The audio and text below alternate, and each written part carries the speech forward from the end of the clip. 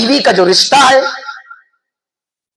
وہ بڑا ہی مقدس، بڑا ہی پاکیزہ رشتہ ہے، ایک ایسا رشتہ جس کا ذکر اللہ نے قرآن مقدس کے اندر بیان فرمایا، ہن لباس لکم وانتم لباس لہن، یہ بیویاں تمہارے لیے لباس ہے، تم ان کے لیے لباس ہو۔ لباس کس کو کہتے ہیں؟ جو بدن کو ڈھانپے، خوبصورتی بڑھائے، شوہر کو تکلیف ہو بیوی دور کرے، بیوی کو تکلیف ہو شوہر کو چاہیے اس کو دور کرے، اگر بیوی بیمار ہے تو شوہر کو چاہیے خود کھانا پکائے، شوہر کو چاہیے کہ خود جھاڑو لگائے، شوہر کو چاہیے کہ خود بستر لگائے۔ آپ ہنسیے نہیں، یہ نبی کی سنت ہے، یہ صحابہ کرام۔ معزز سامعین کرام، حاضرین جمعہ،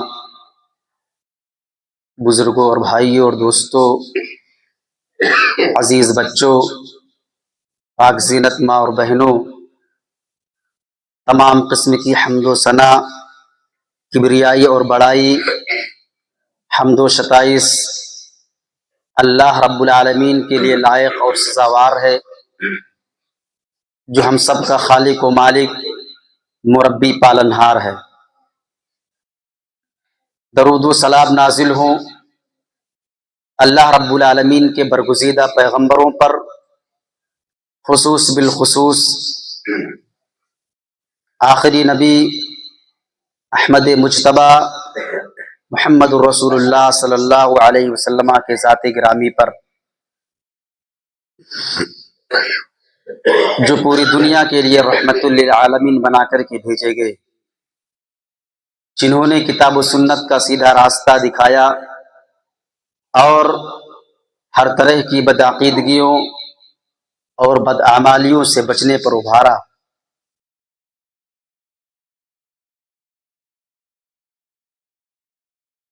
معزز سامعین کرام، آج کے اس خطبہ جمعہ کے اندر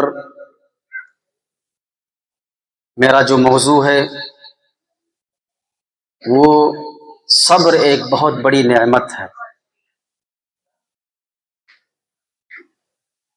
میرے بھائیوں، میرے دوستوں، خطبہ مسنونہ کے بعد جو آیت کریمہ تلاوت کی گئی ہے، اس آیت کریمہ کے اندر اللہ رب العالمین اپنے نبی کو تسلی دے رہے ہیں۔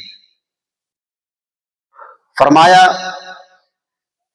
وَلَقَدْ كُذِّبَتْ رُسُلٌ مِّن قَبْلِكَ، اے میرے رسول، اے میرے پیغمبر، آپ کوئی نئے رسول نہیں ہیں کہ آپ کی امت آپ کو جھٹلا رہی ہے، آپ کی امت آپ کی تکذیب کر رہی ہے، آپ کی امت آپ کو پریشان کر رہی ہے۔ آپ سے پہلے جتنے بھی انبیاء آئے، جتنے بھی پیغمبر آئے، جتنے بھی رسول آئے، ان کے ساتھ بھی یہی سلوک کیا گیا۔ جب ان کو پریشان کیا گیا، ان کو مارا گیا، انہیں تکلیف دی گئی، تو انہوں نے کیا کیا؟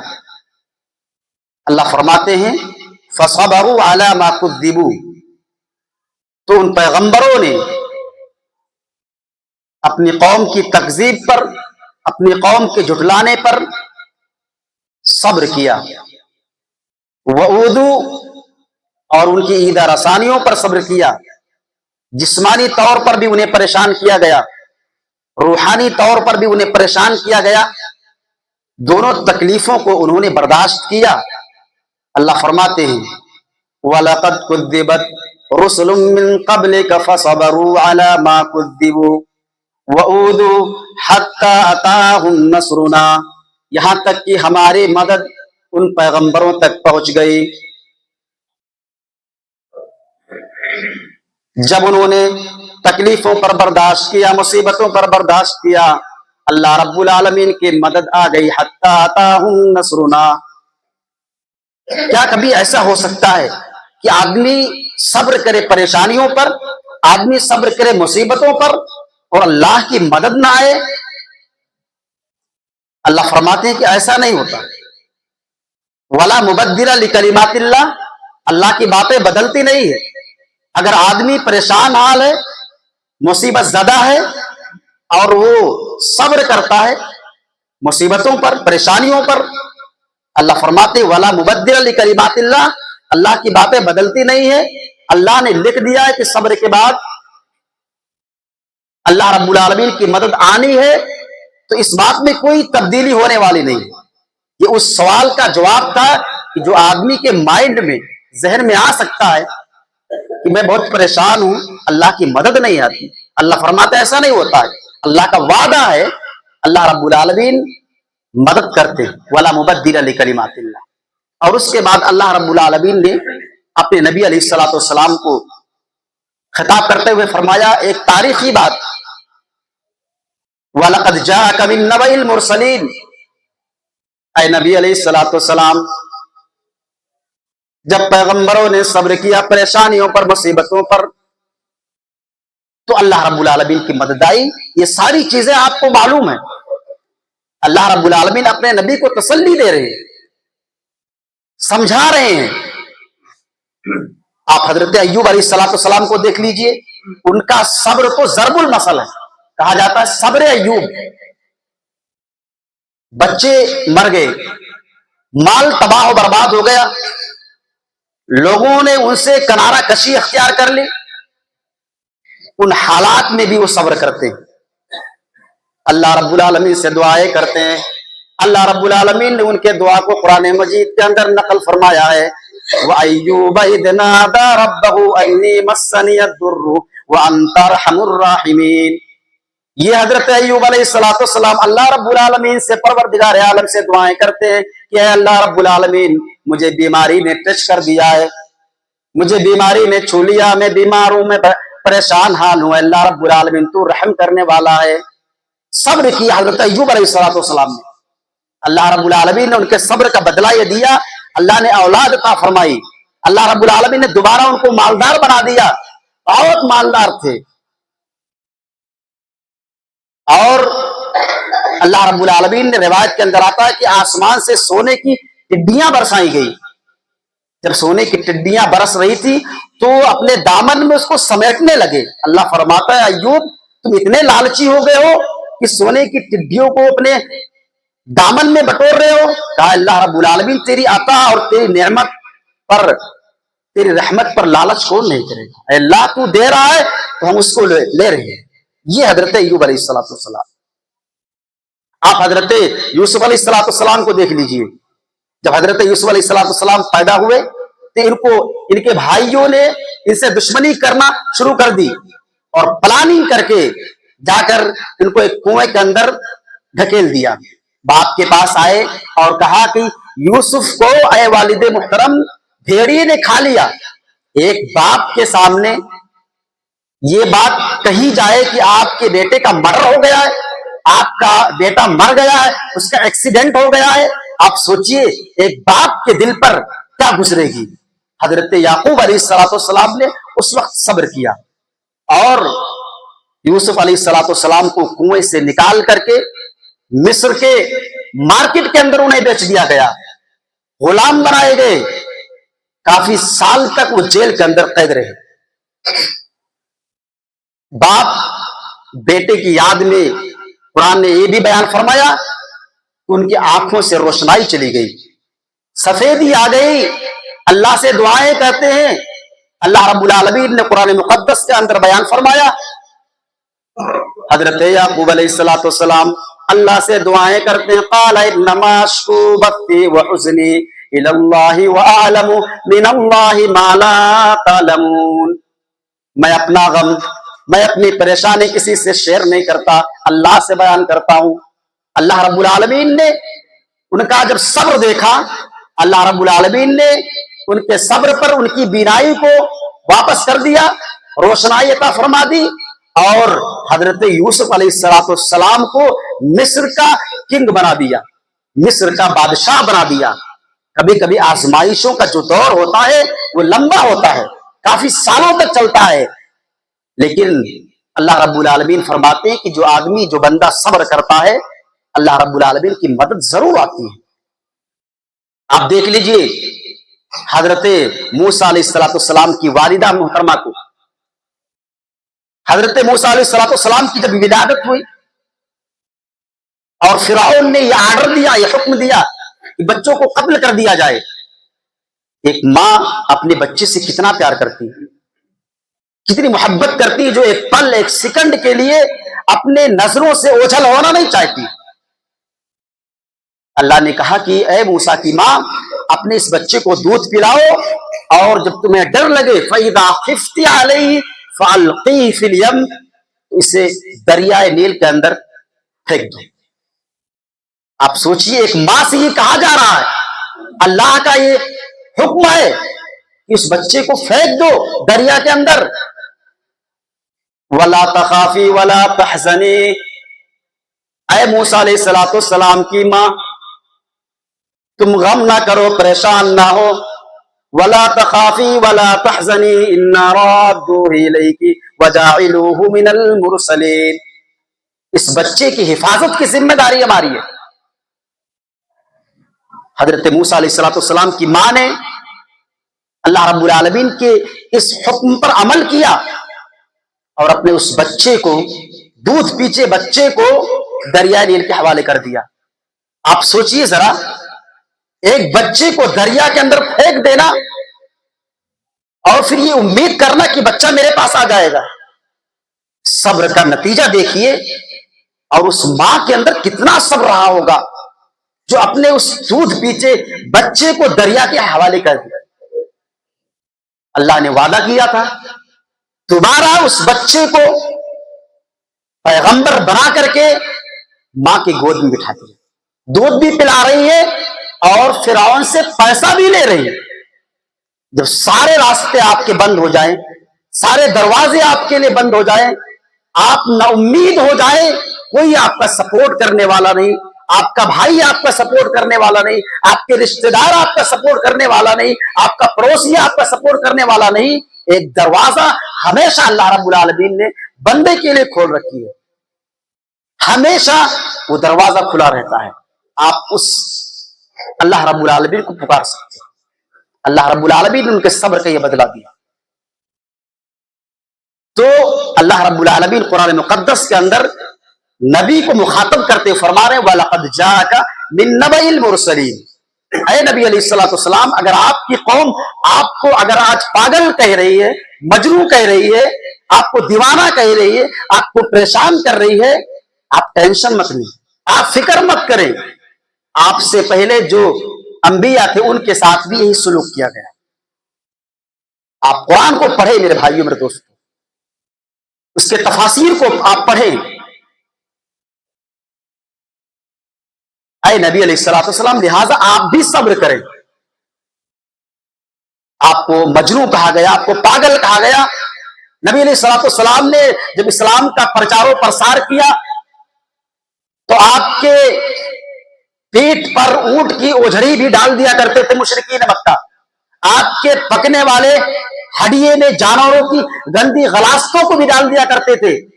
آپ سے رشوت کا بھی مطالبہ کیا گیا، خوبصورت لڑکیوں کی بات کی گئی، بادشاہت کی لالچ دی گئی، لیکن نہیں، آپ نے صبر کیا۔ نتیجہ ہمارے سامنے میرے بھائیوں میرے دوستوں، اسلام کی شکل میں، قرآن کی شکل میں نتیجہ ہمارے سامنے ہے۔ اے نبی علیہ السلام، آپ بھی صبر کیجیے۔ وبشر الصابرین، صبر کرنے والوں کو آپ خوشخبری سنا دیجیے۔ تو میرے بھائیو میرے دوستو، صبر یہ بہت بڑی نعمت ہے اللہ رب العالمین کی طرف سے۔ صبر تین طرح کا ہوتا ہے۔ ایک صبر ہوتا ہے الصبر علی الطاعۃ، اطاعت پر صبر کرنا۔ سردی ہو، گرمی ہو، جاڑا ہو، برسات کے ہر موسم میں آپ کو نماز پڑھنی ہے۔ ٹھنڈی کا موسم ہے، وضو بنانے کا دل نہیں کہہ رہا ہے، آپ کو سستی لگ رہی ہے، لیکن آپ کو رضائی کو پھینک کر مسجد کے اندر صف اول میں ہمارے نوجوانوں کو ہونا چاہیے۔ یہ الصبر علی الطاعۃ کا مطلب یہ صرف جمعے کی نماز میرے نوجوان بھائیوں اللہ نے فرض نہیں فرمائی کہ جمعے کی نماز ہے نہا لو خوشبو لگا لو چلو، نہیں۔ الصبر علی الطاعۃ کا مطلب یہ کہ پانچوں ٹائم کی نماز کی پابندی نوجوان صف اول میں کرے گا۔ اگر ہمارے بزرگ مسجد میں نہیں آ سکتے تو نوجوانوں کو ہونا چاہیے۔ صبر الطاعۃ کا مطلب یہ کہ آپ کو بھوک لگی ہے، رمضان کا مہینہ ہے، آپ نے گھر کے اندر گئے, آپ نے فریج کھولا, دل کہہ رہا کچھ کھا لے, پانی پی لے, کون دیکھ رہا؟ الصبر علی الطاعہ کا مطلب یہ ہے کہ نہیں پئیں گے, کیونکہ اللہ دیکھ رہا ہے, اللہ کی آپ اطاعت کر رہے ہیں, یہ الصبر علی الطاعہ ہے. آپ باہر سے آ رہے ہیں, تھکے مادے آ رہے ہیں, باپ نے کہا کہ بیٹا جا کر باہر سے دوا لے آؤ, یہ کام کر لو, آپ تھکے ہوئے ہیں, نہ چاہتے ہوئے بھی آپ اپنے باپ کی خدمت گزاری کر رہے ہیں. ماں کہہ رہی کہ بیٹی برتن مانج لو, پڑھائی کر کے آئی ہو, برتن مانج لو, دل نہیں کہہ رہا بیٹی کا, لیکن وہ بیٹی کر رہی ہے, بیٹا کر رہا ہے. یہ الصبر والطاعہ, اطاعت پر صبر کرنا, یعنی نیکی کرتے وقت جو پریشانی آئے, جو پرابلمس آئے, اس کو برداشت کرنا الصبر والطاعہ کہلاتا ہے. ایک صبر ہوتا ہے الصبر علی المعصیہ,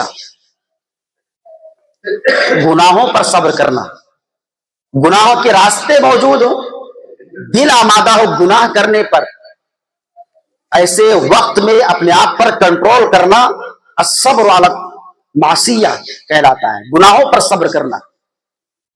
میرے بھائیو میرے دوستو, اصل صبر تو یہی ہے, جب ہر طرف نیکی ہی نیکی ہو, ہر طرف بھلائی ہی بھلائی ہو, ہر طرف خیر ہی خیر ہو, تو اپنے آپ کو بچا لینا یہ کمال کی بات نہیں ہے. جب ہر طرف برائی ہو, ہر طرف بے حیائی ہو, ہر طرف برائی کا ماحول ہو, اس ماحول میں اپنے آپ کو بچا لینا, اپنے آپ پر کنٹرول کرنا, یہ اصل صبر ہے. جسے ہمارے نوجوان کہتے ہیں کہ برائی کا ماحول ہے, کیسے اپنے آپ پر کنٹرول کریں. میرے بھائیو اور دوستو, قرآن مقدس کے اندر اللہ رب العالمین نے حضرت آسیہ علیہ السلام کی مثال بیان فرمائی. یہ حضرت آسیہ علیہ السلام ہے. جب حضرت آسیہ موسیٰ علیہ السلام پر ایمان لے آتی ہیں, فرعون نے ان کو مارنا شروع کر دیا, تکلیف دینا شروع کر دیا. اللہ رب العالمین نے قرآن مقدس کے اندر بیان فرمایا, وَضَرَبَ اللَّهُ مَثَلًا لِّلَّذِينَ آمَنُوا امْرَأَتَ فِرْعَوْنَ إِذْ قَالَتْ رَبِّ ابْنِ لِي عِندَكَ بَيْتًا فِي الْجَنَّةِ وَنَجِّنِي مِنْ فِرْعَوْنَ وَعَمَلِهِ وَنَجِّنِي مِنَ الْقَوْمِ الظَّالِمِينَ. یہ حضرت آسیہ بنت مزاحم فرعون کی بیوی ہیں, ایمان لاتی موسیٰ علیہ السلام پر, فرعون نے ان کو مارنا شروع کر دیا. اللہ رب العالمین نے مومن مردوں کے لیے اور مومنہ عورتوں کے لیے مثال بیان فرمائی ہے حضرت آسیہ کے ایمان کی. ایمان کیسا ہونا چاہیے حضرت آسیہ علیہ السلام, اس برائی کے ماحول میں اپنے ایمان کو بچا کر رکھنا. فرعون کے بغل میں سو رہی ہیں لیکن اپنے ایمان کی حفاظت کر رہی ہیں. یہ مثال ہے حضرت آسیہ علیہ السلام کی ہمارے نوجوانوں کے لیے اور ہماری بیٹیوں, ہماری بہوؤں کے لیے. فرعون نے ان کو مارنا شروع کر دیا. اللہ سے دعائیں کرتی ہیں, اذ قالت رب ابن لی عندک بیتا فی الجنہ, اے اللہ رب العالمین جنت میں میرے لیے اپنے پاس ایک گھر تیار کر دے, اور فرعون اور اس کے کافرانہ عمل سے, فرعون اور اس کے ظالم قوم سے مجھے نجات دے دے. تو میرے بھائیو میرے دوستو, اصل صبر تو یہ ہے کہ برائی کے ماحول میں اپنے آپ پر کنٹرول کرنا, یہ اصل صبر ہے. اور ایک صبر ہوتا ہے مصیبتوں پر صبر کرنا, پریشانیوں پر صبر کرنا, بیماریوں پر صبر کرنا. آج کتنے ایسے بھائی ہیں جو ہمیشہ دوائی کھاتے رہتے ہیں لیکن وہ صبر کرتے ہیں. کتنی ماں اور بہنیں ایسے ہیں جو ایسے بیماری میں مبتلا ہیں, جو لا علاج ہے, لیکن وہ صبر کرتی ہیں. اللہ فرماتے ہیں کہ خوشخبری سنا دیجئے صبر کرنے والوں, وبشر الصابرین. تو کوئی آدمی اگر پریشان حال ہے بیماری سے, نبی علیہ السلام فرماتے ہیں کہ اللہ رب العالمین ان کے اس صبر کا بہت ہی بہترین بدلہ دینے والا. تعجب ہوتا ہے, ایک صحابیہ ہیں کہ ایک عورت ذات ہو کر اتنا زبردست صبر کا مظاہرہ کیسے کر سکتی ہے. آپ واقعہ سنیں, حضرت ابو طلحہ رضی اللہ تعالی عنہ, ان کی بیوی حضرت ام سلیم رضی اللہ تعالیٰ, ان کا ایک چھوٹا بچہ تھا, بیمار ہو گیا, دوائیاں چل رہی تھی, کوئی آرام نہیں. یہ باہر کہیں گئے ہوئے تھے حضرت ابو طلحہ رضی اللہ تعالیٰ, بچے کا انتقال ہو جاتا ہے، بچہ مر جاتا ہے. حضرت ام سلیم رضی اللہ تعالی عنہا اس بچے کو دیکھنے کے لیے گھر کے اندر جاتی ہے تو کیا دیکھتی ہے؟ بچہ مرا پڑا ہوا. ایک ماں جو اپنے بچے سے کتنا پیار کرتی ہے، اپنے بچے کو دیکھتی ہے کہ بچہ مرا پڑا ہوا، اس بچے کو اٹھاتی ہیں اور گھر کے کونے میں لا کر اس کو رکھ دیتی ہے اور دوبارہ جب آتی ہے کھانا پکانا شروع کرتی ہے. کیوں؟ کیونکہ شوہر کی جسمانی ضرورت ہے. شوہر باہر سے آ رہا ہے، شوہر جاب کر کے آ رہا ہے، مارکیٹ سے آ رہا ہے، کھیت کھلیان سے آ رہا ہے، اس کو بھوک لگی ہوگی، اس کو کھانے کی ضرورت ہے، لہذا انہوں نے کھانا تیار کر دیا. میری ماں اور بہنیں سنیں ذرا غور سے، بچہ مرا پڑا ہوا ہے، ماں غموں میں ڈوبی ہوئی ہے، کھانا پکا رہی ہے شوہر کے لیے. یہ جسمانی خدمت ہے. اور روحانی ٹینشن سے بچانے کے لیے، ذہنی تکلیف سے بچانے کے لیے اس بچے کو سامنے نہیں رکھا، کیونکہ باپ کی پہلی نظر اس مرے ہوئے بچے کے اوپر پڑے گی. ایک باپ اپنے مرے ہوئے بچے کو دیکھ کر کھانا کیسے کھا سکتا ہے؟ نہیں کھا سکتا. میرے بھائیو میرے دوستو، وہ باپ جن کے اولاد ان کے آنکھوں کے سامنے مر گئے، وہ اس چیز کو سمجھتے ہیں، نہیں کھا سکتا ہے. اس لیے انہوں نے بچے کو ایک سائڈ میں رکھ دیا، کھانا تیار کیا. پتہ یہ چلا کہ ایک بیوی کی ذمہ داری ہوتی ہے کہ شوہر کے جسمانی طور پر بھی خیال کرے، اس کو ذہنی تکلیف بھی نہ پہنچنے دے، جسمانی طور پر بھی اس کو تکلیف نہ پہنچائے. تیسرا انہوں نے کیا کیا؟ اپنے آپ کو سنوارا، بناؤ سگار کیا. اللہ اکبر. کیوں؟ کیونکہ اگر شوہر کا اگر دل کہے، اس کا اگر آمادہ ہو، اس کا کچھ میلان ہو مجھ سے ملاقات کرنے کی، تو مجھ سے ملاقات بھی کر لے. اللہ اکبر. بچہ مرا پڑا ہوا گھر کے اندر، کھانا پکا رہی ہیں، اپنے آپ کو بنا رہی ہیں، سنوار رہی ہیں کہ شوہر کو کہیں پتہ نہ چل جائے کہ بچہ مر گیا ہے. اس کو تکلیف ہوگی، اس تکلیف کو خود ماں خود اٹھا رہی ہے، شوہر کو نہیں بتا رہی. آج اگر شوہر باہر سے آتا ہے تو گھر کے اندر اور ٹینشن ہو جاتا ہے. نیک بیویاں ہوتی ہیں، تسلی دیتی ہیں، یہ نیک بیویوں کی پہچان ہوتی ہے. حضرت ابو طلحہ رضی اللہ تعالیٰ عنہ گھر کے اندر آئے، السلام علیکم ورحمۃ اللہ وبرکاتہ کہا کیف الغلام، بچہ میرا کیسا ہے؟ کہا بچہ بہت آرام سے. حضرت ابو طلحہ رضی اللہ تعالیٰ عنہ نے یہ سوچا کہ شاید آرام ہو گیا، بچے کو جو تکلیف تھی، جو بیماری تھی، ختم ہو گئی. کھانا پیش کیا، کھانا کھا لیے، رات گزر گئی، رات ہو گئی. ملاقات بھی کیا اپنی بیوی سے، ام سلیم سے ملاقات بھی کیا. صبح جب ہوئی تو حضرت ابو طلحہ رضی اللہ تعالیٰ گھر سے باہر جانے کا جب ارادہ کیا، بیوی نے کہا کہ اے میرے شوہر نامدار، آپ کا بچہ مر گیا، آپ کا بچہ اللہ کا پیارا ہو گیا ہے. حضرت ابو طلحہ رضی اللہ تعالیٰ عنہ روتے ہوئے کہا کیا ہے میری بیوی، تجھے لاج نہیں آئی، تجھے شرم نہیں آئی ایسی حرکت کرتے ہوئے کہ میرا بچہ میرے گھر کے اندر مرا پڑا ہوا ہے اور میں تیرے ساتھ کھانا کھا رہا ہوں، میرا بچہ میرے گھر کے اندر مرا پڑا ہوا ہے، میں تجھ سے ملاقات کر رہا ہوں، پیار و محبت کی باتیں کر رہا ہوں. رونے لگے، آنکھیں اشکبار ہو گئی اور روتے ہوئے نبی علیہ الصلوۃ والسلام کی خدمت میں حاضر ہوتے اور کہتے اللہ کے نبی علیہ الصلوۃ والسلام، آپ ذرا ام سلیم کو سمجھائیے کہ اس نے میرے ساتھ کیسی حرکت کی. کہا کیا ماجرا؟ کہا اللہ کے نبی علیہ الصلوۃ والسلام، بچے کا انتقال ہو گیا، میں اس کے ساتھ کھانا کھا رہا ہوں، میں باتیں کر رہا ہوں، ملاقات کر رہا ہوں. اللہ کے نبی علیہ الصلوۃ والسلام ناراض نہیں ہوئے، آپ نے دعا کی لعل اللہ ان یبارک لکما فی لیلتکما، اللہ تبارک تعالیٰ تمہارے اس رات میں برکت عطا فرمائے. اس عورت کا آپ ذرا صبر دیکھیے. اللہ رب العالمین نے صبر کا نتیجہ یہ دیا، جانتے ہیں اسی رات وہ پریگننٹ ہو گئی، پیٹ سے ہو گئی، اور جب بچے کی ولادت کا وقت آیا تو اس وقت یہ میاں بیوی نبی علیہ الصلوۃ والسلام کے ساتھ کسی سفر پر گئے ہوئے تھے اور جب مدینے کے بالکل بارڈر پہ پہنچنے والے تھے ان کو کچھ تکلیف ہوئی اور اس طریقے انہیں محسوس ہوا کہ لگ رہا کہ یہیں پر ڈلیوری ہو جائے گی. حضرت ابو طلحہ بڑی محبت کرتے تھے, بڑی پیار کرتے تھے, اور کرنا بھی چاہیے. میرے بھائی میرے دوستو, میاں بیوی کا جو رشتہ ہے وہ بڑا ہی مقدس, بڑا ہی پاکیزہ رشتہ ہے.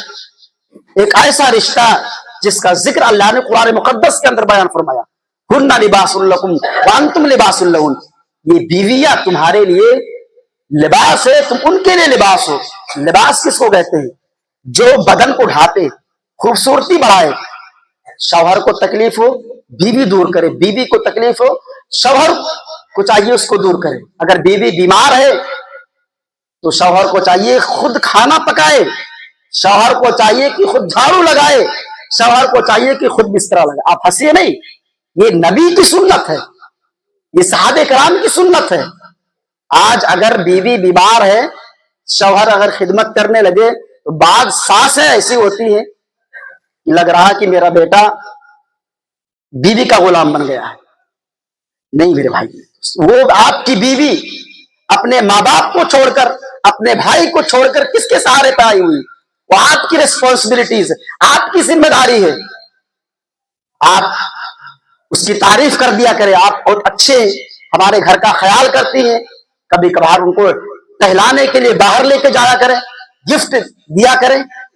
یہ چھوٹی چھوٹی چیزیں رشتوں کے اندر مضبوطی پیدا کرتی ہیں. بعض ایسے نوجوان بھی ہوتے ہیں جو اتنی گالیاں دیتے ہیں, اتنے اس کو اپنی بیوی کو مارتے, اللہ اللہ کی پناہ. نہیں میرے بھائی اور دوستوں, حضرت ابو طلحہ رضی اللہ تعالیٰ عنہ بڑی محبت کرتے تھے. کہا کیا بات ہے؟ کہا اس سے پہلے جتنی اولادیں ہوئی بڑی بہت درد ہوا, لیکن اس بار مجھے درد نہیں ہو رہا. مدینے کے اندر پہنچتے پہنچتے ڈلیوری ہو جاتی ہے. حضرت ام سلیم رضی اللہ تعالی عنہا, ان کے جو پہلے بچے ہوتے حضرت انس رضی اللہ تعالیٰ عنہ, کہتے اپنے اس بھائی کو لے کر نبی علیہ الصلوۃ والسلام کے پاس لے جاؤ تاکہ برکت کے لیے نبی علیہ الصلوۃ والسلام دعا کریں.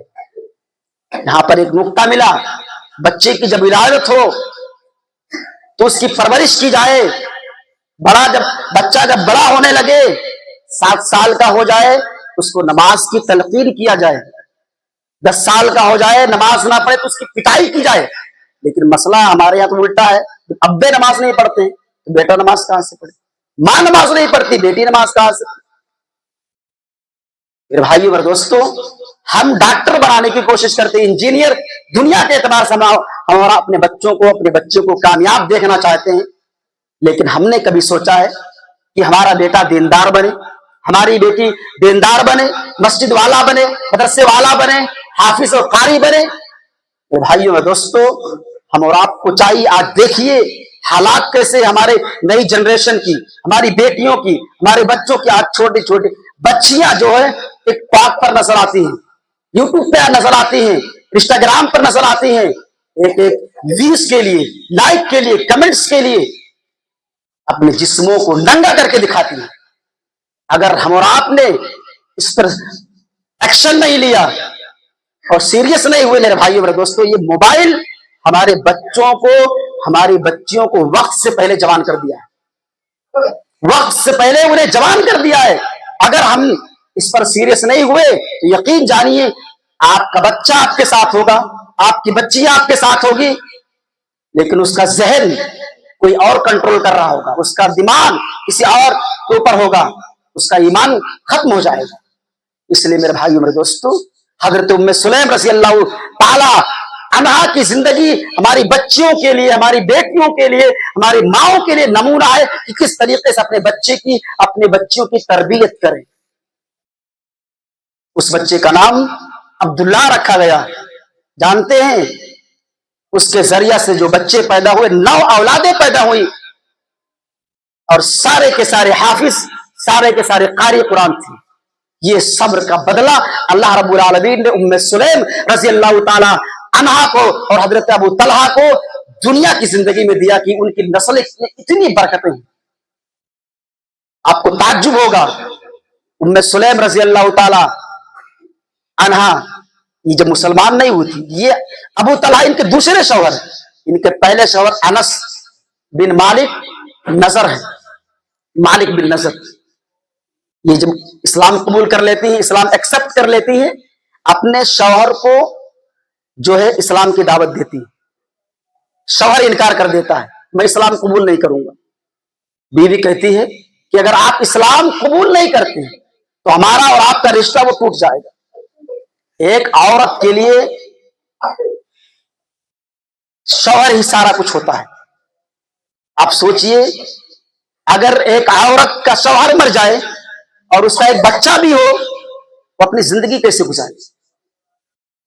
हजरत उम्मे सुलैम रजी अल्लाह ताला कितनी बड़ी कुर्बानी दे रहे हैं, सब्र कर रहे हैं कि आपसे हमारा और आपका रिश्ता नहीं जम सकता, क्योंकि आप इस्लाम कबूल नहीं करते। तलाक हो जाता है और अपने उस छोटे से बच्चे को हजरत अनस रजी अल्लाह ताला अन्हु को लेकर जो है तरबियत करना शुरू करती है और अल्लाह के नबी अलैहिस्सलाम के पास कर देती है और कहते हैं, अल्लाह के नबी अलैहिस्सलाम, ये मेरा बच्चा, ये आपके साथ रहेगा, आपकी खिदमत गुजारी करेगा। शौहर से अलग हो जाती है, मामूली बात नहीं है। अपने शौहर से अलग हो जाना एक औरत के लिए ये मामूली बात नहीं है, लेकिन हजरत उम्मे सुलैम रजी अल्लाह ताला अन्हा ने कारनामा अंजाम दिया।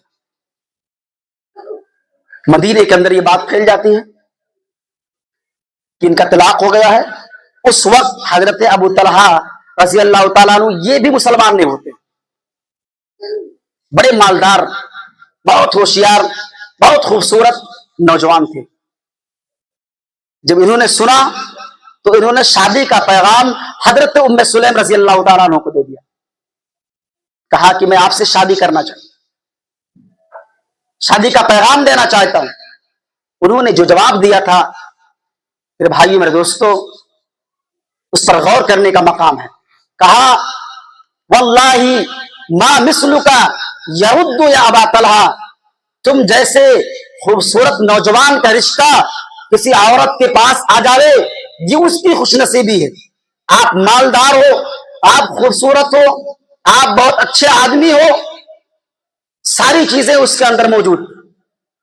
मेरे भाइयों मेरे दोस्तों, एक औरत के लिए क्या चाहिए कि शौहर उसका नेक हो, अच्छा हो, मारने वाला ना हो, गाली देने वाला ना हो। हजरत अबू तलहा रजी अल्लाह ताला अन्हु से हजरत उम्मे सुलैम रजी अल्लाह ताला ने फरमाया, कहा कि मैं आपसे शादी नहीं कर सकती। कहा क्यों? वलाकिन्नका रजुलुन काफिर, क्योंकि आप एक काफिर आदमी हो, वो इन्नी इम्राअतुन मुस्लिमा, और मैं एक मुसलमान औरत हूं, हमारे लिए जायज नहीं है कि मैं आपसे शादी करूं। आप सोचिए, आज हमारी मुसलमान बच्चियों को देख लीजिए, आप न्यूज पढ़िए, पेपर पढ़िए, कितने हालात हो। मुसलमान बच्चियों को बिल्कुल बाकायदा उनको प्लानिंग की जाती है। क्या कह रही है कि मैं एक मुसलमान औरत हूं, आपका धर्म अलग है, हमारा धर्म अलग, मैं आपसे शादी नहीं कर सकती। आज हमारी बच्चियां इस तरीके से इर्तिदाद का शिकार होती है, क्योंकि उनके अंदर दीनदारी नहीं, इस्लाम नहीं, दीन नहीं उनकी जिंदगी में। कहा मैं आपसे शादी नहीं कर सकती, लेकिन एक मशवरा दूंगी। कहा क्या? कहा अगर आप इस्लाम कबूल कर लेते हैं तो ये कि मैं आपसे शादी भी कर लूंगी, और यहां तक कि आपका इस्लाम लाना यही हमारा महर होगा, आपको पैसे देने की जरूरत नहीं। कहा गवाह कौन रहेगा? कहा नबी अलैहिस्सलाम। दौड़ते हुए भागते हुए नबी अलैहिस्सलाम के पास जाते हैं और कहते हैं, अल्लाह के नबी अलैहिस्सलाम, मैं उम्मे सुलैम से कबूल इस्लाम की महर पर शादी करने के लिए तैयार हूं। कहा गई ऐसी औरतें, ये जज्बा हमारी बेटियों के अंदर क्यों नहीं आता? हमारी बहुओं के अंदर क्यों नहीं आता? हमारी बहनों के अंदर क्यों नहीं आता? कबूल इस्लाम की महर पर हजरत अबू तलहा रजी अल्लाह ताला अन्हु का निकाह हजरत उम्मे सुलैम रजी अल्लाह ताला अन्हा से हो जाता है। आप जरा सोचिए, आप जरा गौर करें, आज हमारे यहां शादियों का माहौल देख लीजिए। जब ऐसे मुकद्दस बुनियादों पर रिश्ते तय होते हो, आप सोचिए कि उस नस्ल के अंदर अल्लाह कितनी बरकत फरमाए, उस नस्ल के अंदर अल्लाह ने कितनी बरकत ना फरमाई। अब्दुल्ला रखा गया, उसके जरिया से 9 औलादें पैदा हुई। मेरे भाई मेरे दोस्तों, ये उम्मे सुलैम रजी अल्लाह ताला अन्हा की जिंदगी और हजरत अबू तलहा रजी अल्लाह ताला अन्हु की जिंदगी हमारे मर्दों के लिए, औरतों के लिए नमूना है कि कितनी बड़ी कुर्बानी हजरत उम्मे सुलैम रजी अल्लाह ताला अल्लाह के नबी अलैहिस्सलातु वस्सलाम बयान फरमाते हैं कि अल्लाह रब्बुल आलमीन ने दुनिया में ये मकाम अता फरमाया। और अल्लाह के नबी अलैहिस्सलातु वस्सलाम जब मेराज पर गए तो किसी के चलने की आहट सुनी, पूछा ये कौन है? कहा कि हादिहिल उमैसा, ये उमैसा है। उमैसा, उम्मे सुलैम रज़ी अल्लाह ताला अन्हा का नाम उमैसा था। अल्लाह के नबी अलैहिस्सलातु वस्सलाम जन्नत के अंदर उनके जूतियों की चलने की आहट सुन रहे हैं। दुनिया में अल्लाह ने ये मकाम अता फरमाया कि उनके सारे के सारे बच्चे हाफिज और कारी बने, और आखिरत में अल्लाह रब्बुल आलमीन ने उस औरत को ये मकाम अता फरमाया कि जन्नत के अंदर अल्लाह के नबी अलैहिस्सलातु वस्सलाम ने उनकी जूती की चलने की आहट सुनी। ये मकाम अल्लाह रब्बुल आलमीन ने उम्मे सुलैम रज़ी अल्लाह ताला अन्हा के उनके सब्र पर, उनके ईमान पर दिया। इस वाक़े के रोशनी में और इस तनाजुर में हमारी बहनों को सोचना चाहिए, हमारी बेटियों को सोचना चाहिए कि आज वो कहां पर खड़ी हुई। अपने अखलाक को देखें, अपने किरदार को देखें, अपनी शक्ल को देखें। आज हमारे घरों के अंदर जो लड़ाइयां हो रही, जो झगड़े हो रहे, इसी वजह से, क्योंकि हमारे घरों के अंदर दीनदारी नहीं, हमारी बेटियों को इस्लाम प्यारा नहीं, हमारी बहनों को दीन प्यारा नहीं। जब आपको इस्लाम प्यारा नहीं, जब आपको दीन प्यारा नहीं, जब आपको कुरान प्यारा नहीं, तो आपके घरों के अंदर लड़ाई नहीं होंगे, आपके रिश्तों के अंदर दरार नहीं पैदा होगा, आपके बच्चे नाफरमान पैदा नहीं होंगे, तो फिर और क्या होगा।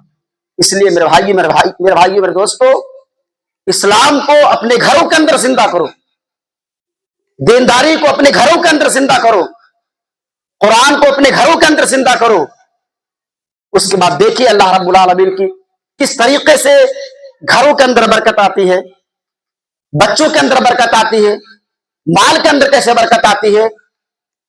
मेरे भाई मेरे दोस्तों, ये सब्र के ताल्लुक से चंद बातें थी। आखिर में अल्लाह तबारक ताला से दुआ है कि ऐ बार इलाहा, हम तमाम मुसलमानों को हजरत अबू तलहा रज़ी अल्लाह ताला अन्हु की तरह बना, और हमारी बेटियों को, हमारी बहुओं को हजरत उम्मे सुलैम रज़ी अल्लाह ताला अन्हा की तरह बना। ऐ अल्लाह रब्बुल आलमीन, जब तक हमें जिंदा रख इस्लाम पर हो। ऐ अल्लाह रब्बुल आलमीन, खात्मा हो ईमान पर हो। आमीन व आखिरु दावाना अनिल हम्दुलिल्लाहि रब्बिल आलमीन।